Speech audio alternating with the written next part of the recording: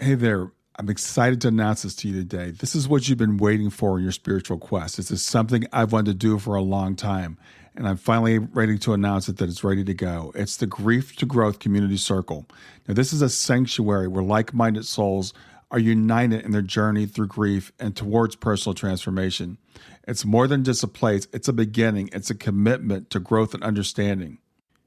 Here you're finding not just a community, but you're entering a circle of trust and depth. You're going to engage with interactive coursework. You'll dive into exclusive podcast episodes and partake in discussions that illuminate the path from mourning to empowerment. This is a realm where every question is honored and every individual's journey is validated. To be part of this exclusive circle, visit us at grieftogrowth.com/community or look for the chat icon at the bottom of every page on the main website. Remember that entry is a privilege because I want to ensure that every member is as dedicated and genuine as you are. You must apply to join, but the journey within is worth every step. So go ahead and join us today. Check it out, grieftogrowth.com/community, and I look forward to seeing you there. Hi there. Before we start, Brian would like to share a couple of things with you. First, did you know that Brian is a life coach, a grief guide, and a mental fitness trainer? Brian would love to help you with whatever life issues are challenging you. Brian has years of experience as well as training. You can contact Brian at www.grieftogrowth.com to learn more. Brian is the author of the best-selling book, Grief to Growth, Planted, Not Buried, which you can get on Amazon or Brian's website. This is a great book if you're in grief or to give to someone you know who is dealing with grief. Lastly, Brian creates free and paid resources for your growth. Go to www.grieftogrowth.com/gifts. www.grief2growth.com to sign up for his newsletter. Choose a gift just for signing up and keep up with what Brian is offering. And now, here's today's episode. Please enjoy. Hey, everybody, this is Brian. I'm back with another episode of Grief to Growth. And today I've got with me a gentleman named Eric Hodgdon. He's a coach, he's an author, he's a speaker. He lost his 15-year-old daughter, Zoe, to suicide in early 2014. And Eric's found a way to survive, to get back up and get through his grief journey. He's now living beyond his loss. He's sharing his journey so that no one else has to go through this alone on their path. Eric's TEDx talk is close to 400,000 views, and it's continuing to give hope that we can all get up after the loss of a loved one. And I met Eric through his TEDx talk. Someone recommended it to me, and I reached out and asked him to be on the show. His book is called A Sherpa Named Zoe. It's an instant Amazon bestseller, and he's trained thousands of people who simply wanted to know how to navigate the worst setbacks that can happen to all of us. So with that, I want to welcome to Grief to Growth, Eric Hodgdon. Thank you so much, Brian. I really appreciate us having this conversation today because I think it's very much needed. I absolutely 100% agree. And we were talking before we started recording. You and I have a lot of parallels. Yes. We got the facial hair. We got the same haircut. Our daughters both passed at the age of 15. Mm-hmm. Your daughter in 2014, mine in 2015. Mm-hmm. And as I was reading your book, the name Zoe resonates with me too. I wanted to name my first daughter Zoe. But my wife vetoed it, so I ended up naming my dog Zoe several years later. But I have a dog named Zoe too. Well, I was going to name my daughter Brian. So I mean, look at this. No, I'm just kidding. No, it's all good.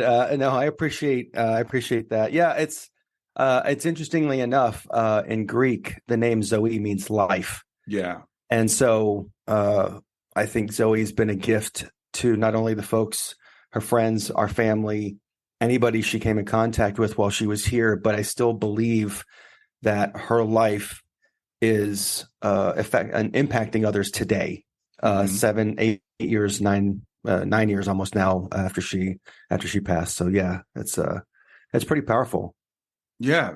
Well, what I want to do, I kind of know your story because I've heard you talk, and I just finished your book, and it's wonderful. But I'd like for you to tell our audience about Zoe. Well, I appreciate that, Brian. When I was about 27 years old, Zoe's mom and I found out that we were pregnant, and we were going to my 10-year high school reunion, and it was pretty funny because we were sitting in this outdoor cafe in Freeport, Maine, talking about baby names. Now, in the Greek tradition, it's very traditional to name your child after the father's parents. Well, there's already 5 Christinas or Chris's in the house in the family, so that's not going to work. Mm-hmm. And my dad's name was Walter, and so I said, if Zoe at that point, if the baby comes out as a boy, we'll call him Walter. If it's a girl, then we'll figure out another name. And so we had a pretty good idea that it was going to be a girl. And so I started asking questions. I said, what's the Greek word for freedom? And she said, it's eleftheria. And I said, okay, so we could call her Ellie or El for short. I said, what's the Greek word for hope? And she said, that's elpida. So again, we're at El or Ellie. I said, what's the Greek word for life? And she said, that's Zoe. And we both looked at each other and we said, yes. Mm-hmm. And so on October 18th, 1998, Zoe Christina Hodgdon was born. And I remember sitting down next to her plexiglass cradle in the hospital. And I looked at her and I was really scared because now I'm 100% responsible for this person's life. And I just said to her, I said, I'm going to do everything in my power to be the best dad for you. And it really, I tried hard to embody that for her 15 years that she was here. Towards the latter part of Zoe's life, she was struggling. She was in some adolescent group homes.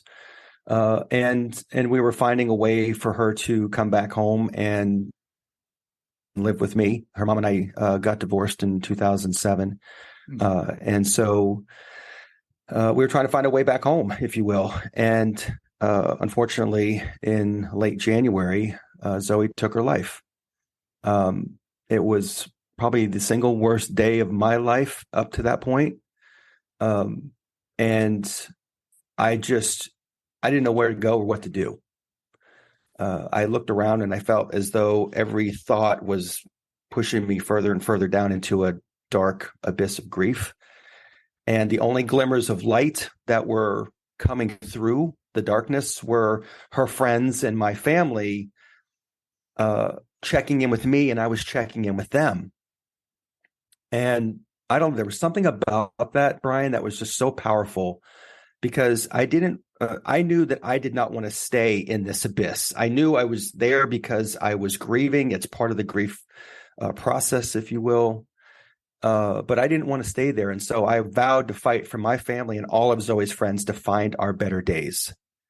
And so that's every time I contacted them or they contacted me, I was always asking them several questions like, how are you doing? What's on your mind? Are you, what are you struggling with right now?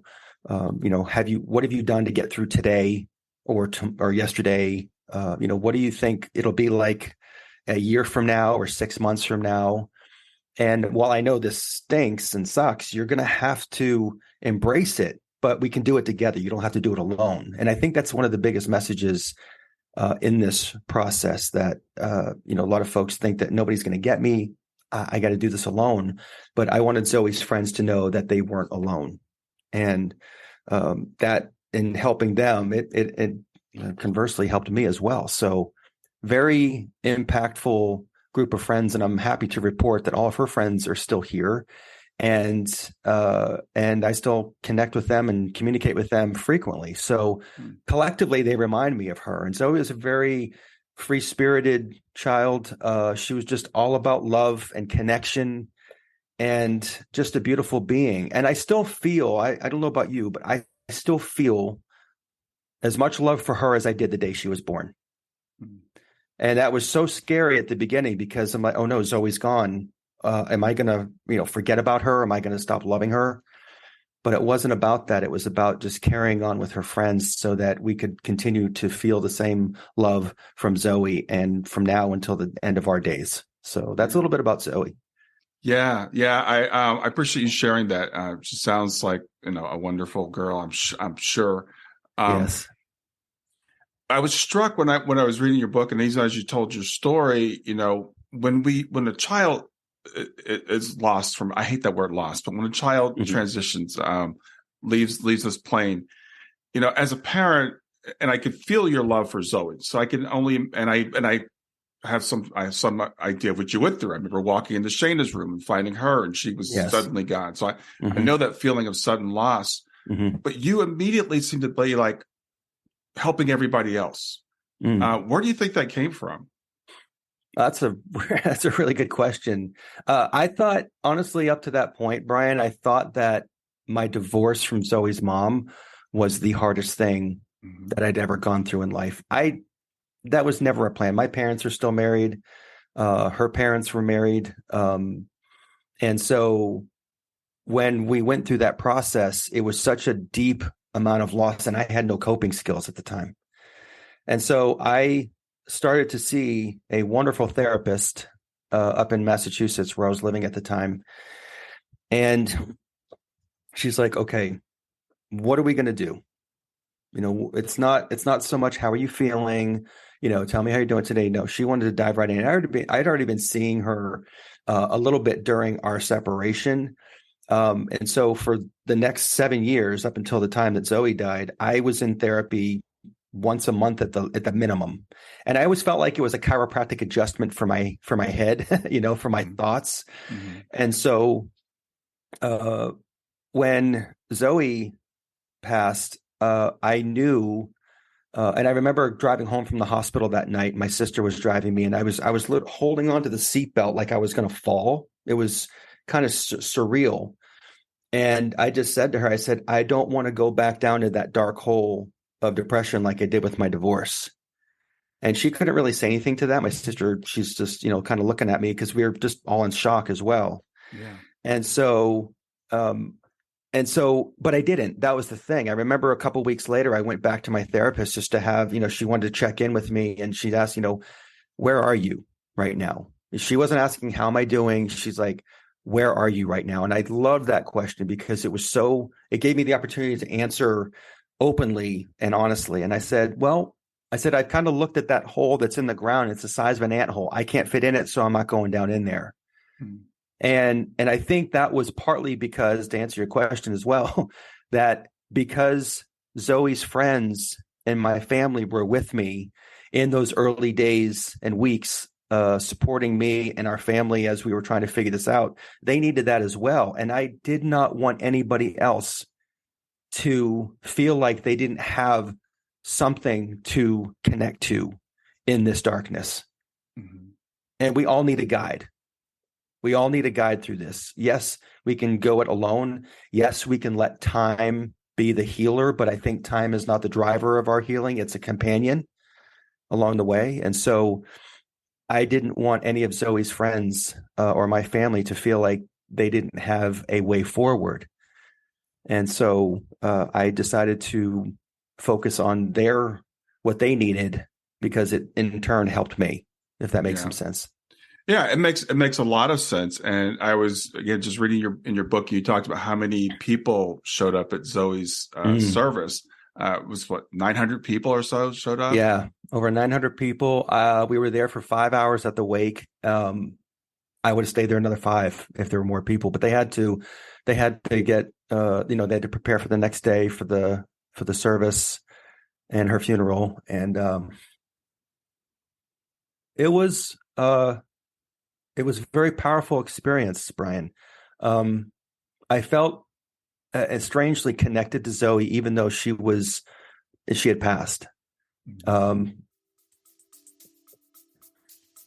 I wanted to be the steward of her life. Stay with us. We'll be right back. Hey there, something I want to tell you about today. My podcast platform, Buzzsprout, has recently made it easier for me to allow you to support me financially. Go to www.grieftogrowth.com/subscribe. That's grief2growth.com/subscribe. And once you're there, you can sign up to support me financially. Now, you can do it for as little as $3 a month, or of course, as much as you'd like. If you do that, you'll get access to bonus episodes, and you'll see those in the regular feed. They'll have a lock on them. But when you become a subscriber, you'll actually get access to your own private feed, and you'll be able to listen to the regular podcast along with the bonus podcast for the subscribers. I want to thank you for listening. I want to thank you for sharing the podcast. And I want to thank those of you who support me financially. Have a great day, and on to the episode. Yeah. It's as again, I have a friend who is Greek, and so I'm going to throw a stereotype out here, but I think it's true, and it seems like in your family, you seem very, very closely connected. You talked about that thing about naming your child after your father. Mm-hmm. That's what his parents did. He had a sister named Paulina. His father's name was Paul. So I can, as I'm reading your book, as I'm getting this, I'm like, I kind of get this vibe from you that you've gone through life with community. That you've had that to rely on. Is that true? It is true, Brian. I'm I'm an introverted kind of person. I like to spend a lot of time reflecting and getting centered and recentered. And so, but I know the importance of relationships and family and community. It's got to be at the heart of any healing process. And so, what was really powerful after Zoe, and I didn't expect any of that, by the way, because I didn't really know what to expect. All of this, and you know this too. This happened out of order. It's not supposed to be this way. Right. And so, when her friends showed up at my house the day after, and they stayed there for 3 weeks, I had a very small house at the time. I have maybe 1,100 square feet. But I had 20 to 25 people in there, and it still felt like the house was big just because of the energy. The only thing that was missing was Zoe's physical presence, because we felt her that entire week. And we were, it was an emotional roller coaster. We were smiling one minute. We were all collectively crying the next.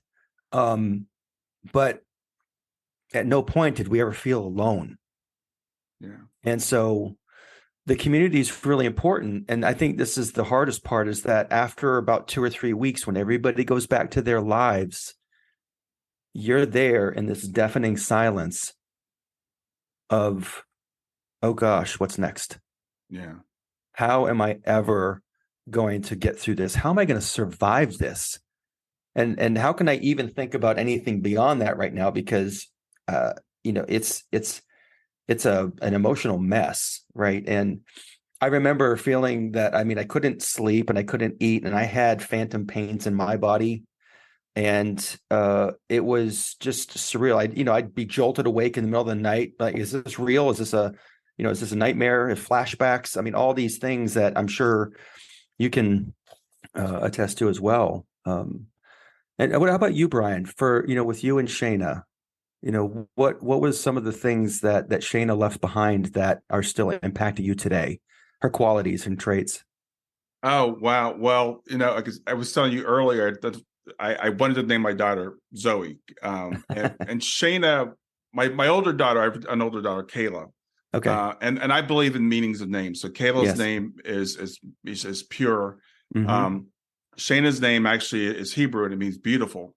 And she's named after my aunt. So her middle name is Elaine, which is light. So she's beautiful light. Perfect. So if I couldn't name her Zoe, Shayna was the second best thing. But that spark, that spark of life, that zest for life, that living full out, always wanting to have fun, just a bright light, just a very bright light. And again, we have so many parallels, because even though I'm not really that close with my family, we're more distant. But when Shayna passed away, that first couple of weeks, my family came here, and I didn't drive for 2 weeks. Someone drove me everywhere that I went. There was always someone here. And I felt that connection with my family, frankly, that I had never felt before. It was really kind of surreal. And as you said, the only thing missing was Shayna's physical presence. And that's still to this day. She's, what she left with me is her spirit. She's still with me. We were talking before we start recording. We both got pictures of our daughters behind us, when we're doing this, because I used to use a fake Zoom background, and it was a picture of a room. And it had a photograph or like a lithograph of a woman's face up there. And someone asked me once, "Is that your daughter?" And I heard Shayna say in my ear, "It's like, no, but that needs to be me." Then so I cropped her into that fake background, and now she's in here in my real background. I love it. And it's more than symbolic. She's what drives me. She's right over my shoulder. And I know that's how you feel about Zoe as well. Yeah, it's so funny. I is in the week after she passed, I was so convinced that we were going to be able to talk, like you and I are having a conversation right now. I don't know why. Maybe it was a defense mechanism in my brain trying to help me make sense of what was going on. But I remember getting to that point a couple of weeks after we laid her to rest, and I'm in my house, I'm in my living room standing there, and it's quiet and I can't hear her, and I got scared. I'm like, oh no, I'm never going to hear from her. And probably for the next 15, 16 months, I was, always asking her, Zoe, I miss you. I just want to hear from you. I didn't dream about her that much, and the dreams that I had were pretty powerful. There was just a handful of them in 15 or 16 months. And I got back to work after a few months after she passed, and I was invited to go out to Los Angeles to help the company I was working for create a booth at a tech show. And I was the IT guy at the time, and I loved it. I'd never been out to LA. And so we get through that few days of the trade show. It went off without a hitch. And my boss at the time said, hey man, I need you to stay back. I need you to bring the rental car back and make sure that everything gets shipped out back to the company space. And I said, no problem. And so for the last day I was in LA, I had access to a rental car, fully gassed up. I'm like, I'm in LA. I've never been out here. Let's go somewhere. So I drove I didn't know where I was going. LA's huge. I don't know if you've ever been out there, Brian. It is huge. And so I went over to Santa Monica Beach, and I had heard that was such a beautiful beach. And so I decided to stop there. This was end of May, early June. And there's this phenomena out there called May rain, June gloom, where for those early or late spring months, in the mornings, the coastline is it's either foggy or gloomy, and it might be rainy there. And that was no different. Yet when I left the hotel about an hour earlier, it was bright and sunny, LA 75-degree weather, right? And so I parked. There was nobody at the beach because it was such a nasty, I guess, weather day for them. And so I wanted to find a rock, just a single rock that, because I told Zoe after she died that if I take any trips anywhere, I'm going to bring a rock from the place I'm at, bring it home, put it up in her room, and tell her a little story about what I did and where I found it. And so I'm on a mission now. And Santa Monica Beach, by the way, is huge. It is long and it is deep in terms and wide. It takes a while to, walking a straight line from the parking lot down to the water could take you a good 15, 20 minutes. I mean, it's a walk. And so I start walking and I'm looking for rocks. I'm like, it can't be that hard. It's a beach. Well, there's no rocks on Santa Monica Beach. And so I'm walking, and then boom, I finally found a rock. It's not great looking. It's just a little round, 1-inch round rock. And so I picked that up and put that in my pocket. I've succeeded in my quest to find a rock. And I wanted to now go put my feet in the Pacific because I'd never done that before. So I'm zigzagging. I walk 5 minutes in a different direction, and I look down and I find another rock. It's a little bit longer, a little thinner. I put it in my pocket. Maybe it was just because of the rarity of the rocks that I just wanted to collect more than one. And so I kept walking and zigzagging to get my way down to the water, and I managed to find 2 more small rocks, and I put those in my pocket. And I'm standing at the water. I took my shoes off, my socks off, and I'm standing there in this cool water, ocean water. And I'm looking to my left and to my right, and there's nobody there except for one person who's probably about a half a mile down the beach in a chair looking out over the water. And that was it. There was nobody else there. And I said to myself, oh, man, Zoe, I wish you were here right now. You would love this. It was warm. It felt like the perfect weather day. in terms of it wasn't blazing hot sun. It wasn't raining. It was just a cloudy and overcast, but 75 degrees, it was perfect. And then I remembered that Zoe was a Red Hot Chili Peppers fan. And I'm like, oh my gosh, they're from Santa Monica. And then it hit me. And I got a little upset. I'm like, Zoe, I wish you were here right now. You would absolutely love this right now. And I probably stayed there for about another 15, 20 minutes and just kind of took the environment in, listened to the waves crash, looked at a sailboat going way out across the horizon and just taking it all in. And I made my way back to the car, got in the car, went back to the hotel I was staying in. And I went to my room, Brian, and I took the rocks out of my pocket and I placed them on the desk in the room. And I looked at them strangely. I'm like, wait a minute. I moved two of the rocks and it spelled her name. And I broke down crying, not because she wasn't there, but I broke down crying because she was there. Yeah. She was there that day. I'm not that creative to be able to put that stuff together. Just for 4 small rocks to write ZOI, it blew me away. And that showed me that we're still very much connected. This, I feel, was a sign, if you will, from Zoe, that this is how she was going to communicate moving forward. Yeah. Yeah. I love that. I love that story. As you're telling it, I'm just getting covered with goosebumps. And I'm an engineer by training, right? So I'm one of those people. I'm very rational. I'm very skeptical. I'm like, how does this stuff work? But Shayna sends me signs all the time, and I don't know how they work. How do they show up for you? What do you see, and what do you hear? Like, what senses does she touch? It can be all kinds of things. It's she loved electronics, so a lot of times it's through my phone. So this happened actually before she passed. I don't even know this happened. Somehow her contact list got merged with my contact list.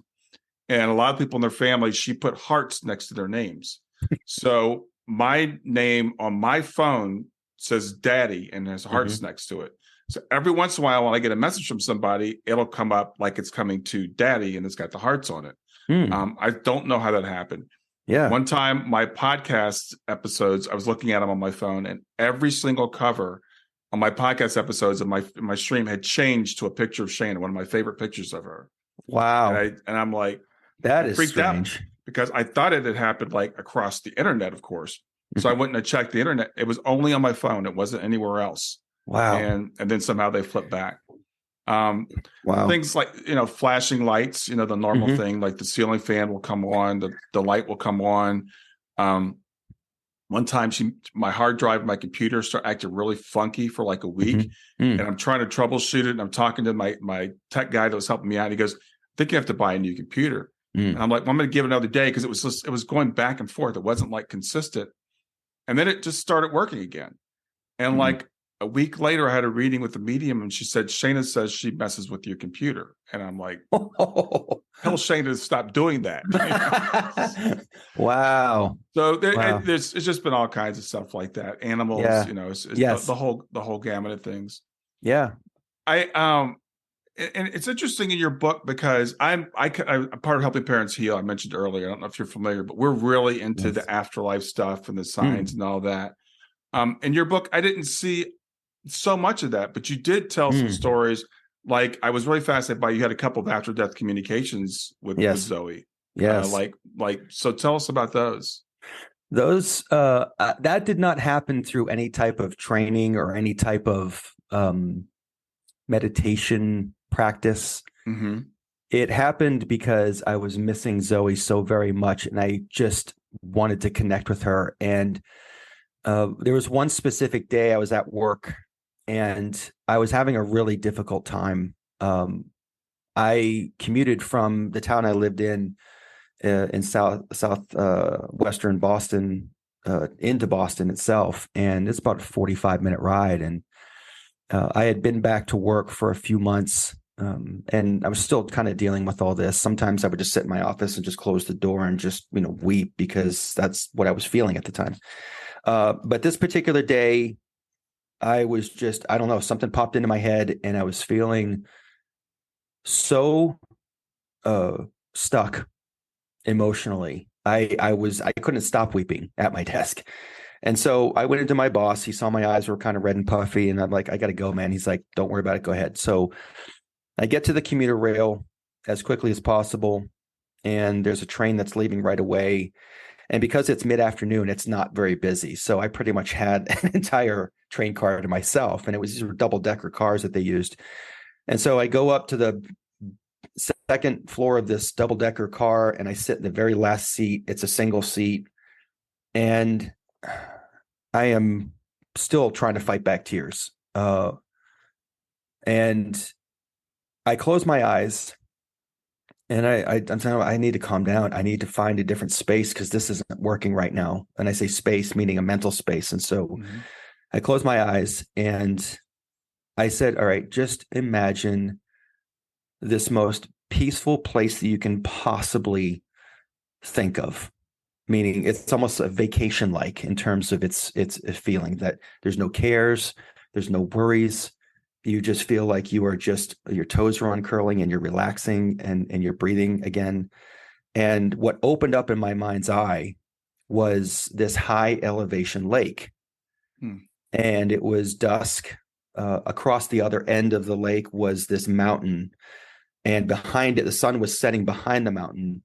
But the sky was going from this deep purple to a pink to a blue, in terms of just the way you see colors at night sometimes during a sunset. And it was so peaceful there. Like the lake was like a glass of water. But I allowed myself in my mind's eye to look all around and see details. There was an old driftwood tree to my right that was laying on the edge of the lake, but that was the only one of those. Beneath my feet were these smooth, almost silk-like feeling black rocks that were lining the shore. The water was clear. And to my left, I look and I see Zoe coming to me. And she's wearing this flowing sheer what's the word I'm looking for? I don't know the term. It's a chiffon, or she's wrapped around in this material and it's flowing behind her, but it's the same colors as the sky. And her hair's in a bun in the back. And she comes up to me. I'm like, oh my God, Zoe, are you okay? That was the only thing I could ask at that time. And she's like, Dad, I'm more than okay.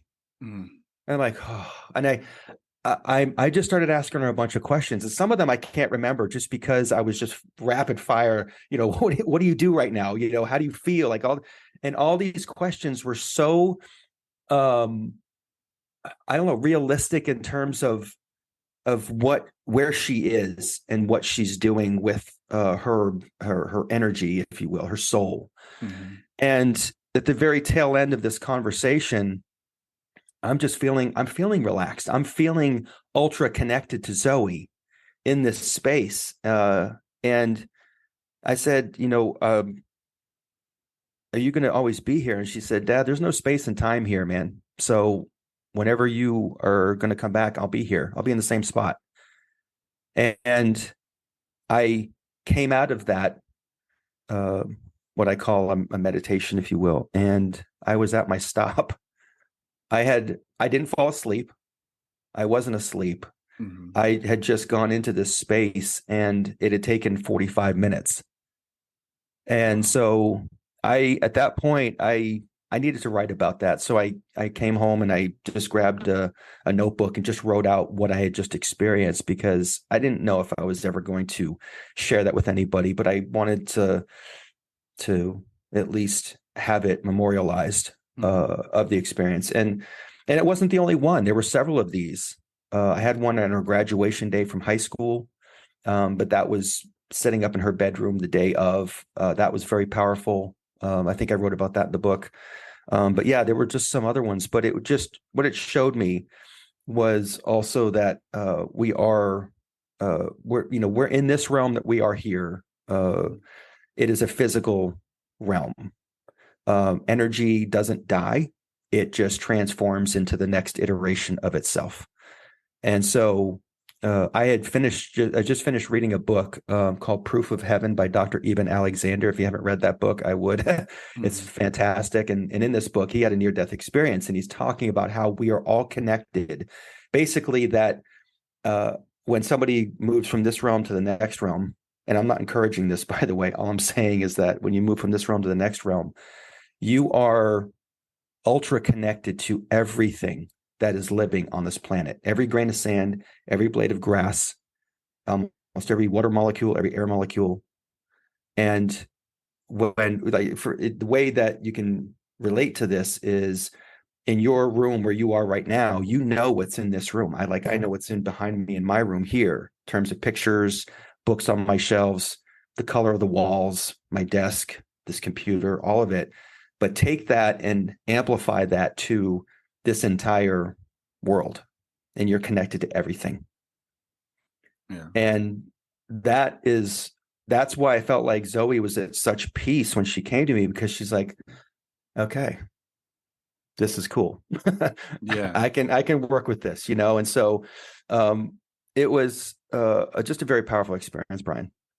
That's phenomenal. And as I was reading that in your book, and as you tell the story again, I'm thinking about, there's something called induced after-death communications, where people will use guided meditations to get to that space. And as you describe it, that's kind of the way I've done a few of these with some professionals, and that's kind of the way they try to get you to that space. They have you imagine a peaceful place, whatever that might be for you. And the fact this just came spontaneously to you, I think is fascinating. Without training, or without any kind of prompts or music, or you're sitting there on the train. But it shows that connection, and it's interesting because when someone crosses over, a lot of times we're like, where are you? Why can't I hear from you? And I've heard people say that deep grief can prevent them from reaching us. That density of the spirit or the emotion, the frequency we're at, they can't reach as low as we are. But it seems like sometimes the opposite is true. It's like we get to that low place of like desperation, right? And we just cry out, and that seems to pierce the veil. Well, that's a great point. I think that we, when we're grieving, we're in a sympathetic state physically. Our vagal nerve system is protecting us. It is a survival mechanism that dates way back to 250,000 years ago for early humans, where this system we evolved into this system as a means to protect ourselves in danger. Grief is a stressful event. Stress prompts your vagal nerve system to, I got it. Okay. Fight, flight, or freeze, or fawn, right? It's one of those four.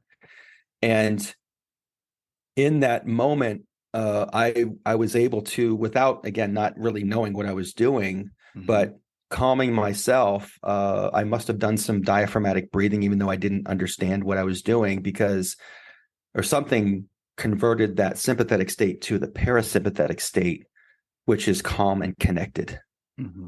Rest and digest is the other part of that. So I think that's why I was able to do that. And that's what I think pierces the veil. When you're so wound up and you're so upset, that could be a low point, like you're saying, in your grief, to the point where it's, you'll try anything. And if you haven't tried going opposite of what you're feeling, or then I could have bounced that day, if you will. I was definitely up here from a sympathetic state, but something happened and I bounced down to that parasympathetic state, and I was able to connect with Zoe. And the train was loud, by the way. There's squealing wheels and brakes and horns, and the clicking of the wheels going over the tracks. It's a noisy thing. I didn't hear any of that day. And I wasn't asleep either. So it was an experience that I was grateful for, and I was able to continually use that over the next couple years. Every once in a while, I can't. It's hard for me to go back there now, Brian, to be honest with you, just because I think that when I needed it the most, it showed up, and I was able to access it. Stay with us. We'll be right back. Hi there. I'm really excited to tell you about my latest ebook. It's 4 lessons that you can learn from the near-death experience without going through all the trouble of dying to learn them. I've been studying NDEs for several years now. I am completely convinced that not only are they 100% real, but that there's some very universal wisdom that we can get from the near-death experience. And I've distilled that down in this book into 4 short lessons. And I've also given you all the reasons why I believe that NDEs are absolutely real. So go to www.grieftogrowth.com/NDE lessons to pick it up for free. www.griefthenumber2growth.com/NDE lessons. I hope you enjoy it. Yeah, those experiences are really interesting. I was going to ask you how many you'd had because we all want that mountaintop experience all the time. That just doesn't seem to be the way life works, right? We can't go back and grab it again. It's like we have to take it for what it is. But and I'm actually doing I took a meditation class with a guy named Kelvin Chin, and he talks about when people meditate, they talk about all these great experiences he has. It's like it's not about the experience. Don't get caught up on trying to have that experience. It's about just reaching that calm place. Yes. And I always say to people, it's like I think we get what we need, because people will say to me, why didn't I have the kind of connection that Eric had? And I've done all these interviews, and I get jealous because I have people like, well, I saw my loved one. They actually came into my room one night and they were standing at the foot of my bed. And I'm like, why can't I have that? Right. But I think we all get what we need. I think we all have a unique connection with our loved one. We do. And I'd like to ask the question often of the folks I work with is, what happens when we let go of what we're holding on to? I remember 3 years ago, this isn't in my book, but 3 years ago, I had moved from Massachusetts to Maine. I had sold the house that we were in at the time. It was a challenging time to be leaving, but I absolutely loved where I was going to be living up in Maine along the coast. And I remember really struggling with feeling as though I was going back and regressing in my healing, because I'd wake up every morning, I'd be like, oh, I miss you, Zoe. And I miss you, Zoe. And I'd say it so many times that I'd start to get really upset and cry. And now I'm weeping again. This is 5 years after she had died. And so I called a mentor of mine, a coach, and we're talking, and I'm explaining, I'm doing one of those things. I'm crying so hard trying to explain to her. And she's like, Eric, what would happen if you let Zoe go? And Brian, when she said this, I got pissed. I'm like, what do you mean? What do you mean let her go? What does that even mean? Let her go. Right. I'm like, I'm not letting this kid go. Like, this is my daughter. She's like, no, work with me. What does it feel like if you let Zoe go? And I knew why I was pushing back and kind of getting frustrated with her, because it hit me emotionally that there was going to be a gap there. And that's what I said to her. There's this gap there between us. And she's like, Eric, I hate to break it to you, man, and you can hear this, but the gap already exists. And I'm like, oh. And I just started boo-hooing big time on the call. But pretty soon, right after that, she's like, but tell me, what does it feel like when you fill that gap with love and other things? And immediately I just like, well, it's great because I'm helping other people who are struggling. I'm building new resources for people. I'm just, thinking about what how I can help somebody through social media, or, maybe help people to get connected to my book. Like, all these things were lighting me up with energy. And she's like, that is it. That's it. That's how you fill that gap. You don't fill it with the what ifs and whys. You fill it in with what can I do right now? And, to kind of help myself. Nobody else is coming to help us here. And so it is up to us, but we don't have to do it alone. That's the beauty of it. And so ultimately, before we finished up the call, she said, it's not so much that you're letting go of Zoe, you're just letting go of the pain, and it's okay to do that. You don't have to carry that with you. You'll always carry Zoe with you.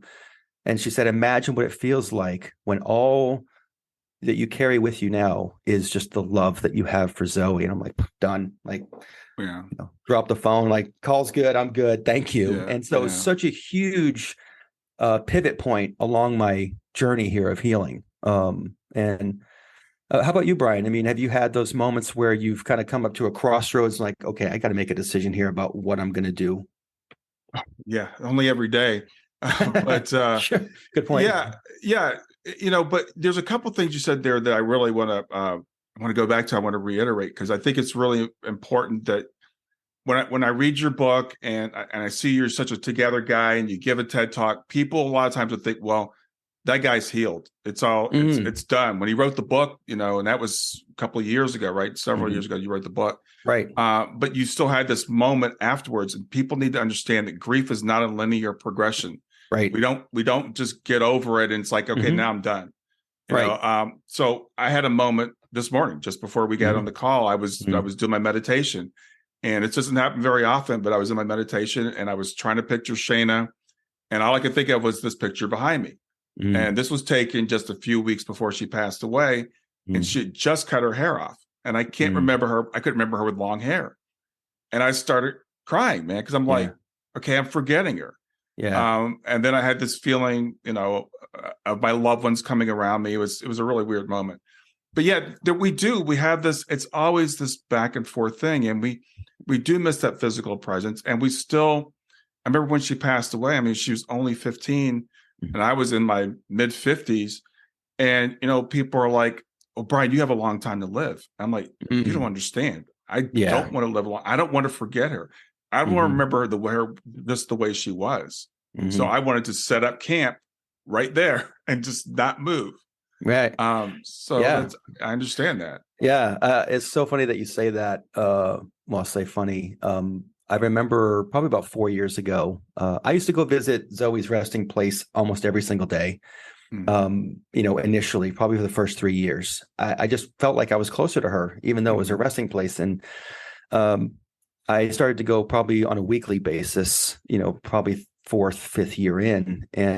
And I still go whenever I go up to New England to visit family and friends. I stop by and spend time there. I just feel like I'm close to her. So I remember this one afternoon, it was a summer afternoon. I was there at the cemetery. I just felt like this pull to go there to spend some time with her. And I arrive, and a little bit further down, probably 5-10 spots down, there was a woman standing over somebody else's grave, just probably saying a couple little prayers to herself. And out of the corner of my eye, I could see she was kind of walking towards me, and she stopped. She's like, "I'm so sorry for your loss." I said, "Thank you so much." And she's like, "Who is this?" I said, "Unfortunately, it's my daughter." She's like, "Oh, I'm so sorry to hear that. What happened to her?" I said, "Unfortunately, she took her life." Oh, that's so horrible. Well, you're still young. You can have more kids. Right. And so here's the funny piece about this is that now, yes, I could have turned around and landed on her with all 4 feet. Not going to do that.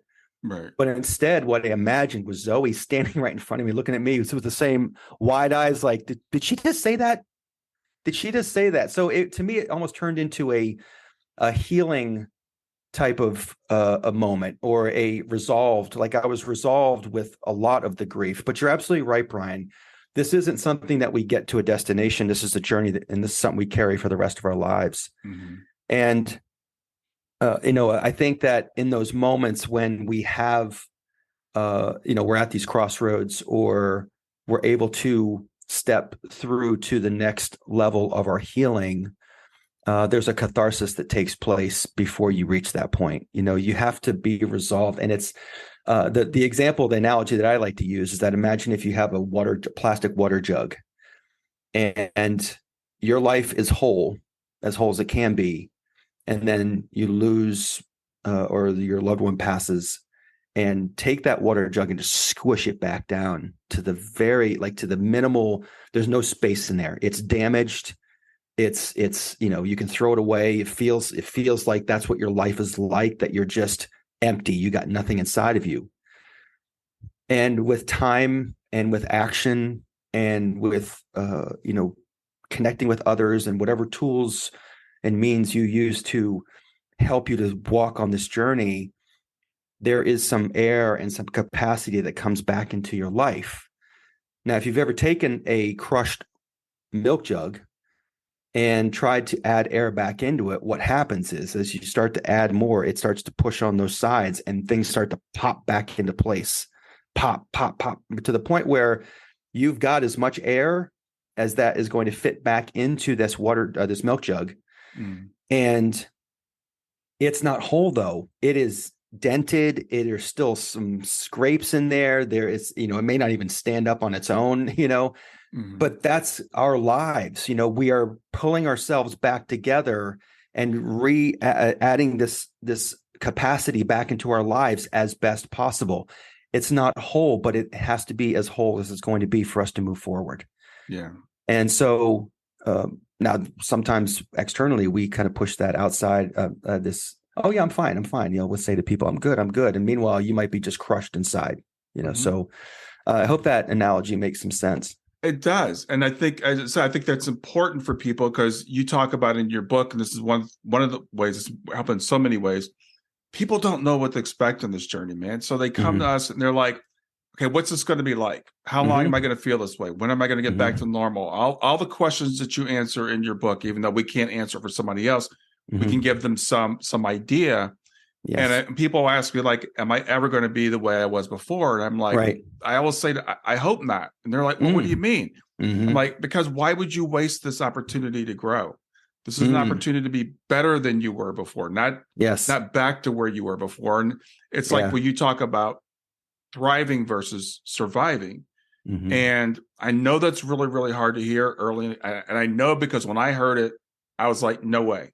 I'm not going to thrive. Maybe I'll survive if you make me, but I'm certainly not going to thrive. And that's okay to feel that way because it's very normal at the beginning. But I tell people, just have hope of having hope. Just look at someone like Eric and say, if he can do it, I can do it too. Yeah. And like you said too, there's no timeline for this. Right. But I think that what we have initially, when I first started to look for resources, what I found was a little bit, it kind of made me angry. It just made me frustrated because it seemed like resources out there were telling me that survival was the best that I could hope for on this journey. I'm not good with that because I don't want to just merely survive. I am here for a reason. And life is about living. We have a short time on this planet.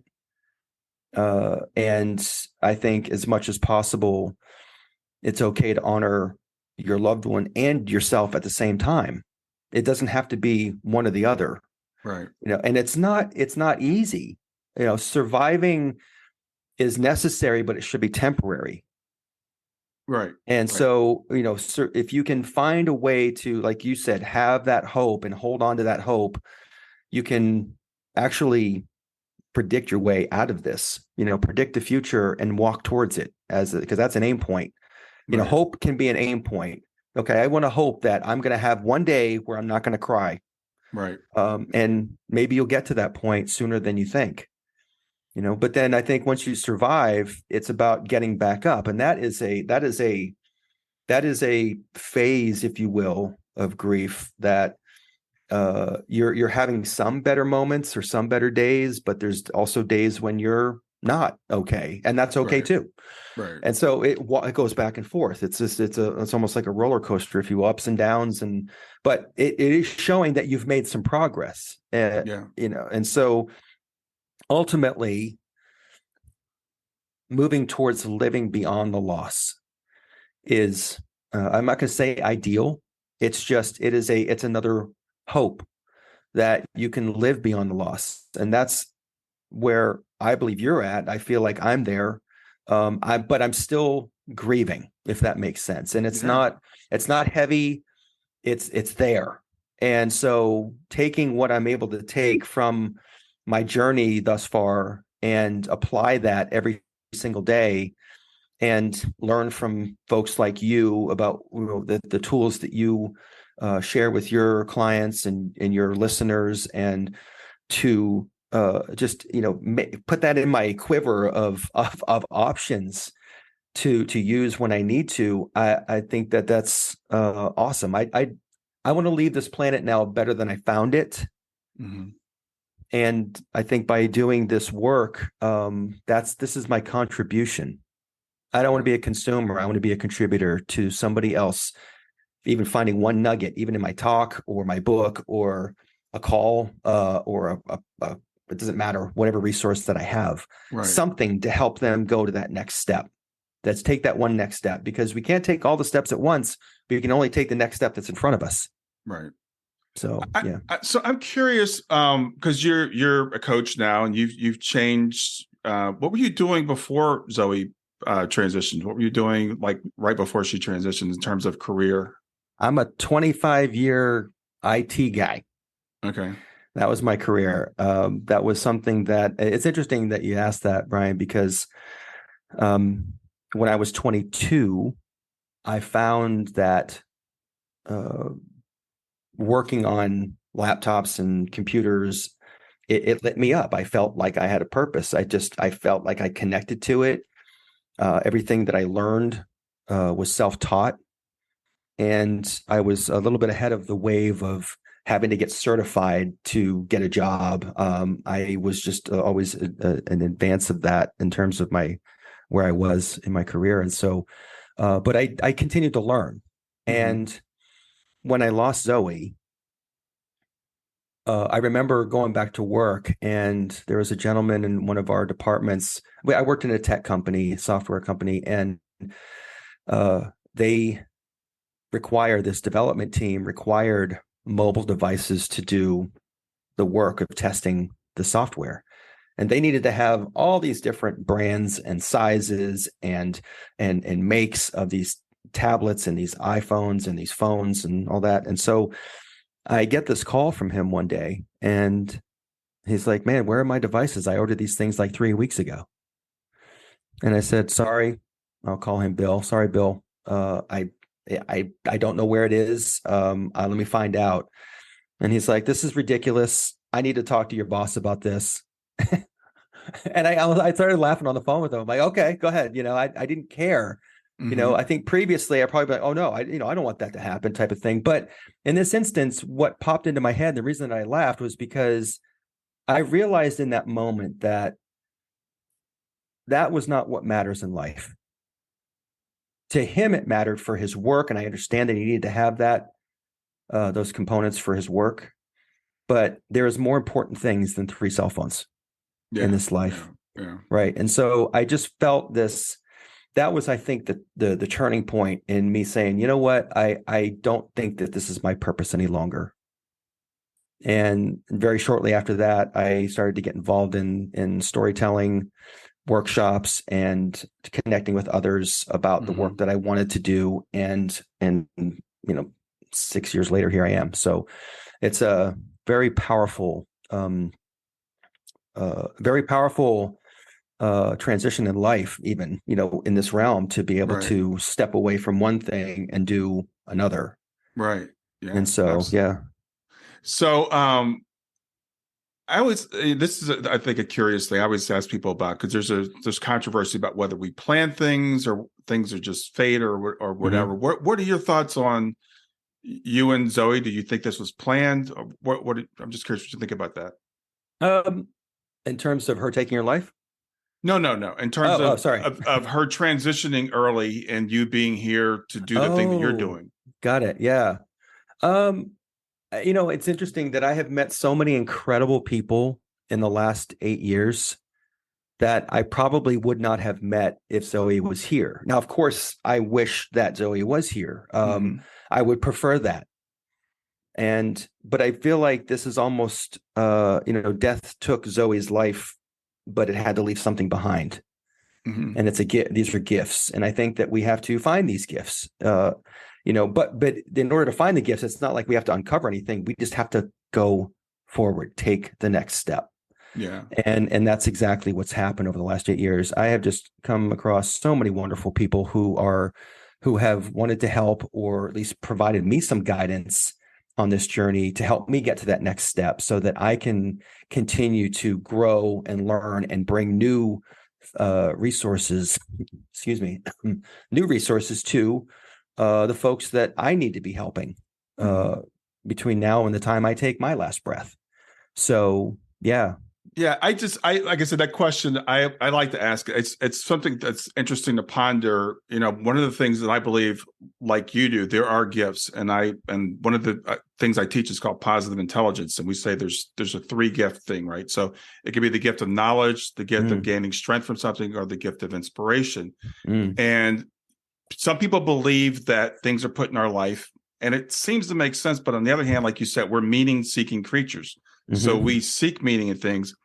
But the thing is, we can create meaning, and that's whether you believe it's fated or not, we can create meaning. But I love reading people's stories. I love reading your story because I can see you started the story, like you talk about some early deaths in your life, which I think those things set us up.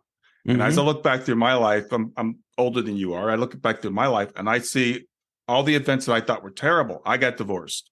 And I thought that was like the worst thing. And it was the worst thing that ever happened to me at the time. It's like a death when you get divorced. Yes, it is. It's the end of a relationship. It's the end of who you are as a couple.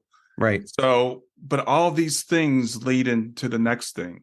Yes. And so I was talking with just someone the other day, and they asked me about, Shayna. And I said, they said, where do you think you'd be if Shayna hadn't transitioned when she did? I'm like, well, I certainly wouldn't be talking to you. I don't know where I would be, but I know I wouldn't be here. Right. But you said something earlier, your therapist said to you, and it really caught my ear when she said that there's a gap between you and Zoe. I have to say there's no gap between me and Shayna. I love it. It's really weird. I can't believe I'm saying this, but I tell people, I talk to Shayna every day, literally every day. She has a sister, Kayla, and I don't talk to her every day because Kayla's still in the physical. But I talk to Shayna every day. I mean, I feel like she's right here with me. It doesn't mean I don't miss her. It doesn't mean I don't cry. I was crying this morning. It doesn't mean I don't wish she was here. Right. But what I have learned through this experience, I used to believe that I always believed in the afterlife. We go to heaven and we're in heaven. I didn't know that they're still here. And that's been the big difference for me. Yeah, no, that's really huge. And I appreciate that perspective, Brian. The one thing I love about our capacity as humans is that there isn't just one single way. There's no one right way to grieve and to walk this journey except for the one way that works for you. Right. And so, there might be some times when you're on this journey and people might come up to you and be like, well, aren't you over this yet? Or, what you should do? Okay. I know they're trying to help, but at the same time, there's been folks that have come into my sphere, if you will, who have shown me other ways to heal. And it's not telling me what to do. It's reminding me of what's important. And the main thing to be here, to remember this is that it's important to take care of yourself. It's okay to do that. It's okay to go at your own pace, on your own agenda, and on your own timeline, period. And if that takes you the next 50 years, then it takes you the next 50 years. If it takes you the next 5 months, okay. If it takes you 5 years, right? So it just, but it's not a comparison game. It's not that person's, people might come to you and say some things to you that make you feel like you're not doing enough or you're not healing fast enough. And smile and wave, boys, smile and wave. It's like, it's just, I appreciate it, but at the same time, I need to focus on what's going to work for me. Right. And everybody's like that. I think grief is like a fingerprint, in that there's similarities between us, but each experience is unique to us. And so it's the same thing with a divorce. It's the same thing with the loss of a job. It's the same thing with loss. Loss is loss. And so, but obviously this carries a lot more weight to it because it's a loved one. And I hope. And I love what you said in your book, and I love you called Zoe your Sherpa. Yes. Because you said, well, I can't do this for you. And as people that work with people in grief, one of the things we have to learn very early on is we can't do anything for people. We can give them tools. We can say, this worked for me. This is a suggestion that I have for you. And I'll never forget, there was a young lady that I interviewed for my podcast And her mother passed away, and people are like, you should try walking, you should try yoga, you should try knitting, you should try, and she tried all these different things and they didn't work for her. Mm-hmm. She got into powerlifting. So it's just like powerlifting works. I love the repetition. I love the way it makes my body, look and feel. Yeah. And she's like, this works for me. So I tell people, it's meditation. It's like, find the way that works for you. I can't tell you what works for you. Mine's changed over the years. Sometimes I used to do guided meditations. Now I do silent meditations. It's just, this is where I am now. Yeah, absolutely. And there's something about that movement and meaning are linked. And so the more you take action, the more you can accelerate your way through whatever it is that you're feeling at the time. Yeah. If you stay stuck, if you're stuck, first of all, are you breathing? Because we tend to brace and hold our breath. More importantly, are you moving? What can you do in that moment? And it's not so much telling somebody what to do, but like you said, it's reminding them, hey, maybe here's some suggestions for you to look at. Maybe something will resonate with you. Right. And for your client to be able to go out and go powerlift, that's huge. I love that. That's huge. I mean, that is literal movement. It's strength training, and that physical strength can translate into emotional strength.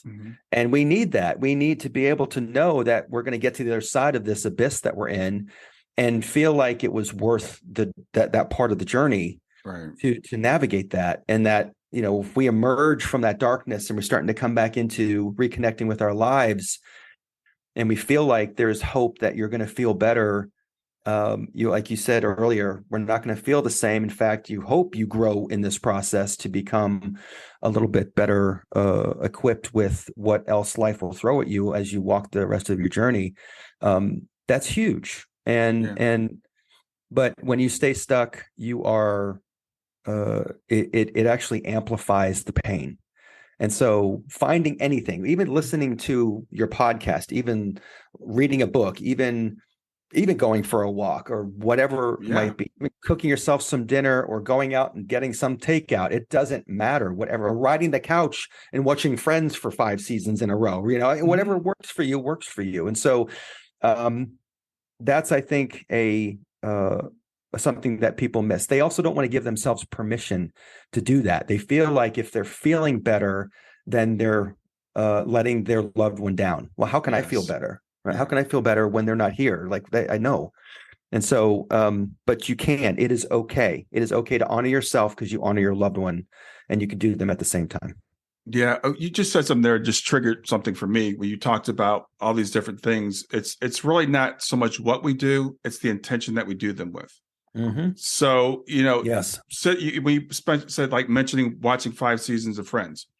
You could do that with the intention of like, I'm going to indulge myself. Yes. I'm going to do this as an act of self-care. Yes. Or whether it's cooking a meal. If you love to cook, then cooking a meal could be self-care. If you hate to cook, then go out. Right. It's the intention that you bring to whatever it is you're doing. Yeah, you're absolutely right. I remember many years ago when I was about 22 or 23, I had heard a story of a woman who was, I think, in Dallas.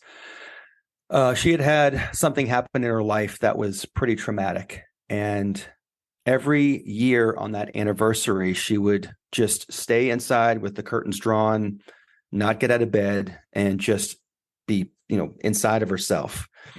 And one year, this is many years after this incident took place, she decided that wasn't going to be the new narrative. The story that she was telling herself was that she had to stay inside and keep herself protected and all of that. But this next year, she wanted to change the narrative. And so she signed up for skydiving classes. And so every year since, she has gone out and she's done a jump out of a plane to create new memories on that anniversary. Wow.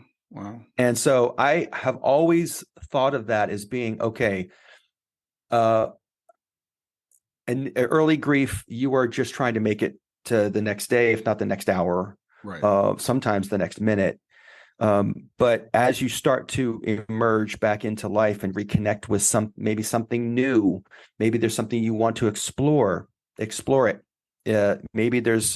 Maybe you want to create new memories on those anniversaries and holidays that bring some new life back into your life. And so But there's no one thing that anybody can be told they should be doing. It's whatever works for them. Yeah. And so, yeah, you're right. Yeah. Yeah, I think that's and there's so much. We're going to have to wrap up pretty soon. There's so much good stuff in your book. Wow. I really want to talk about. But can you talk about just one of the tools that you mentioned there? I love it. It's the MAPS acronym. Yes. So the MAPS acronym was actually developed in those days of talking to Zoe's friends, and I didn't know it at the time, but it was the process by which we were actually moving through it. I didn't have a name for it at the time. It was just the actions that I was taking in those early days, because it was the only thing I knew how to do. Whether it was going to work or not, I didn't know. And it wasn't any intention behind it at the time. It was just that, okay, I need to connect with them. I need to ask them how they're doing. I need to make sure that we've got a plan for the next day. I need to make sure that they know that we're all in this together and that we're going to get through it together. And so when I was writing the book, I wanted to apply this MAPS process to the questions that I was asking at the time and how I navigated my way through that particular question or struggle or conflict or setback on this journey. And so if it's okay with you if I break it down what each step is? Yeah. Sure. So the in the MAPS process, there's 4 steps. M being mindfulness, and that's the practice of acknowledging what you're feeling and not judging your emotions when you feel them, but you're doing this in the presence of stress or a really stressful situation like grief. A is the approach that you take. It's the practice of actually self-discovering and leaning into your struggles so that you have an open mind and you're curious about what options can emerge for you in this particular struggle. And then there's P, which is predict. And that's the practice of envisioning what your world will look like in reality when you have moved through this particular struggle or this period of time. And then finally, the S is, in the book, I call it embrace the suck, but in reality, it's embracing the struggle. We actually grow with struggle.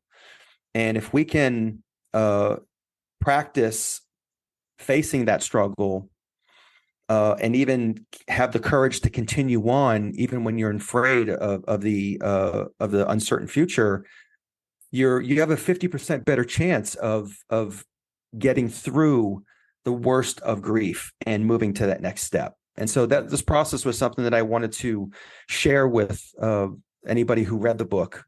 Yeah. And so, yeah, that's where it came from. It's funny, as you were saying that, and you said you didn't really know it as you were going through it. It wasn't intentional, and it wasn't. I kind of did the same thing. I went through my whole thing, and after I wrote my first book, and I'm working on a second book, whenever that happens, maybe. Nice. But I still write a lot. But I was like, I came up with an acronym myself, and I'm like, I didn't realize I was even doing it. So I was like, I'm like, wow, okay, I could put this into an acronym. This is the things that I've been doing. But what as I was listening to you say that, what struck me is we know how to do this better than we think we do. Yes. When we go into this, you intuitively said, these are the things that are going to work for me. And you worked through them, and then you systematized it later to transfer that knowledge to other people. Yes. Your meditation on the train. I mean, there are people that train to do that. Yes. But you just leaned into your own internal understanding. You reached out to Zoe, who I think helped you, because I think our loved ones do help us. They do give us thoughts. They do give us inspiration. Yes. So I just want to say, trust yourself. As you're going through this process, trust yourself. You will. Yes. And you will move from struggle to strength. You are stronger than you think you are, period. And I think, I don't know if many people give themselves that much credit, and they should. We're human. We are not machines. We are an element of the human condition is losing a loved one, death, unfortunately, but it's also a reminder of what's important in our lives. Yeah. Yeah. I love that. Well, I could talk to you all day, but we probably should wrap up. So if you could just tell people like where they can find you, remind people the name of the book. I'm going to put this in the show notes, but sometimes people are listening when they're walking, so I want people to be able to hear it. I appreciate that, Brian. So I'm on Instagram. It's Eric B. Hodgdon. And I actually have a gift for your audience. I would like to share with them and give them a free copy of the book if they're interested. And so I think I provided that link as well. But this is a resource that I want to help people to get to their next level of healing. And if the book can provide one nugget, great. If it gives them more, even better. But I just want to get this into somebody's hands and make it as easy as possible for them. Oh, that's awesome. So I'll just read it out. So it's your journeyguided.com/free grief book. Yes. Is that correct? Okay. Yes, it is. Yeah. And I'll definitely put it in the show notes also, but I want people to be able to, like I said, sometimes I'm out I listen to podcasts when I'm walking, so I never see the show notes. Awesome. Well, I appreciate this, Brian. Fantastic conversation. I agree with you. I could talk with you all day. Yeah. I've really enjoyed it. I do have other questions for you, but I'll bring you back and we'll talk about it because I want to talk about fathers too. Absolutely. There are a lot of fathers doing what we're doing, and I think I don't know if we get neglected or we neglect ourselves, but we need more fathers. Mm-hmm. I agree. I love that. I think that's fantastic. And I appreciate you sharing that. All right, Eric, have a great rest of your day. You too, sir. Thank you. Hi there. I hope you enjoyed this latest episode of the podcast, and I'd love to hear your thoughts. What questions came up for you? What did you like about it? What didn't you like about it? I invite you to visit us at grief2growth.circle.so. That's grief2growth.circle.so to continue the conversation with me and with other listeners. It's a space to sound off, to share reactions, and to go deeper into the topics from the show. I look forward to chatting more, and I hope to see you there.